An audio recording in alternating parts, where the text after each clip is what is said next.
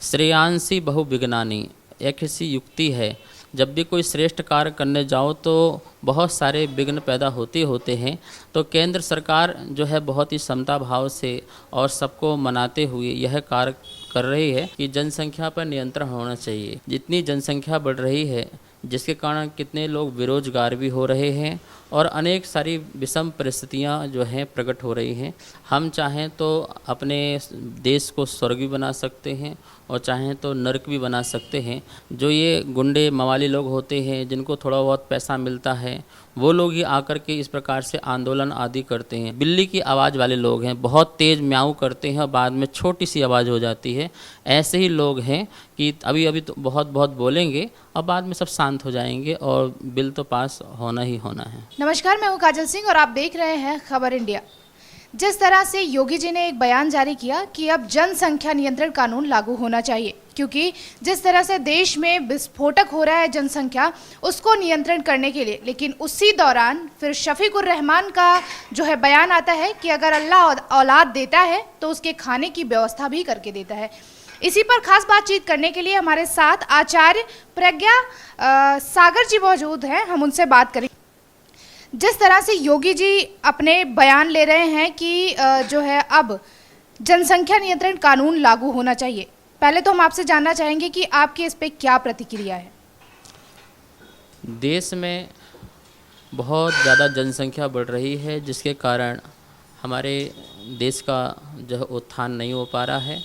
मैं बिल्कुल इस बात से सहमत हूँ योगी जी की बात से कि जनसंख्या पर नियंत्रण होना चाहिए। देखिए, बच्चे को होनहार बनाइए, प्रतिभाशाली बनाइए और उसकी जो है प्रतिभा को सामने लाने के लिए हम जनसंख्या पर कंट्रोल करेंगे तभी हो पाएगा।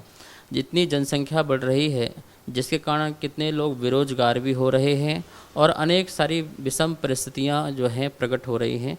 तो मैं बिल्कुल मोदी जी के या योगी जी के जिस प्रकार से अभियान है, उसका मैं पूर्ण रूप से सहमत हूं कि जनसंख्या बिल आना चाहिए।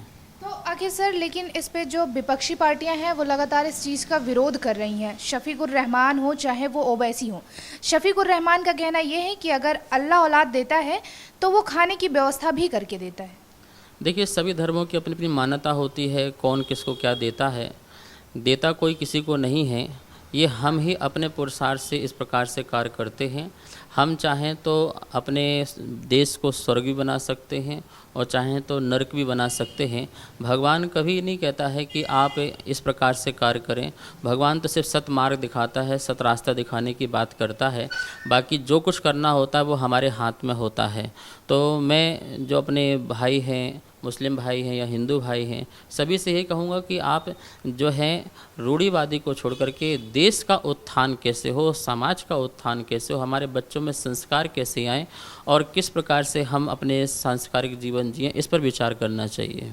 लेकिन देखिए, आप केंद्र सरकार को कैसे देखते हैं, क्योंकि केंद्र सरकार पर भी ये आरोप है कि जनसंख्या विस्फोटक नहीं है बल्कि सरकार ही नाकाम है। देखो, जब अच्छे कार्य करने जाते हैं तो बोलने वाले बहुत खड़े होते ही होते हैं, और जब बहुत सारे लोग बोलने खड़े होते हैं तो इसका मतलब कि कार्य अच्छा हो रहा है। श्रेयांसी बहुविघ्नानि, एक ऐसी युक्ति है, जब भी कोई श्रेष्ठ कार्य करने जाओ तो बहुत सारे विघ्न पैदा होते हैं। तो केंद्र सरकार जो है बहुत ही समता भाव से और सबको मनाते हुए यह कार्य कर रही है और करना चाहिए, और इसको मैं जो है बहुत सपोर्ट करता हूँ। सर, सरकार आखिर फैसले जब भी लेती है तो उस पर सवाल ज़रूर उठते हैं, चाहे वो एनआरसी हो, चाहे वो सीए हो और चाहे ये जनसंख्या नियंत्रण कानून हो। तो जिस तरह से सरकार अब फैसले ले रही है, लेकिन लोग इसका विरोध कर रहे हैं और हर बार सड़कों पे उतरने की भी धमकियां दी जाती हैं। देखो, जो अच्छे लोग हैं ना, वो लोग सड़क में उतर के नहीं आते हैं। जो ये गुंडे मवाली लोग होते हैं, जिनको थोड़ा बहुत पैसा मिलता है, वो लोग ही आकर के इस प्रकार से आंदोलन आदि करते हैं। अच्छे लोग समझते हैं कि अच्छी बातें हैं। जैसे पहले किसान का बिल आया था, बहुत अच्छा आया था, किसानों के हित में आया था। लेकिन कुछ लोग ऐसे थे जो विपक्ष के हों या किसी और प्रकार से हों, वो सभी लोग इस प्रकार से कार्य करते हैं कि किसी न किसी प्रकार से देश में अराजकता बना के रखें। इससे वोट बैंकिंग का होता है कि लोग जो है अच्छे कार्यों को स्वीकार नहीं कर पाते हैं और अपनी एनर्जी जो है देश के विकास में न लगा करके देश के ह्रास में लगाते हैं। हैं। मैं उन सब से कहूँगा कि आप अपनी पर्सनल दुश्मनी जो है एक तरफ रखें और देश के विकास के साथ सरकार से जुड़ के रहें। जनसंख्या नियंत्रण कानून या फिर जनसंख्या विस्फोटक को आप कैसे देखते हैं कि आखिर देश में ये कितना हानिकारक है?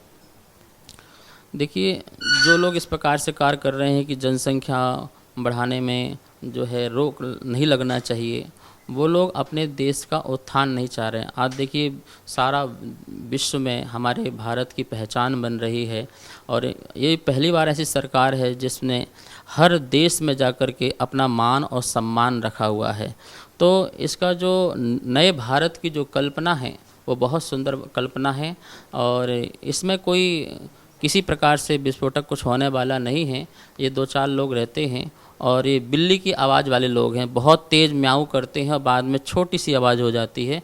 ऐसे ही लोग हैं कि अभी अभी तो बहुत बहुत बोलेंगे और बाद में सब शांत हो जाएंगे और बिल तो पास होना ही होना है।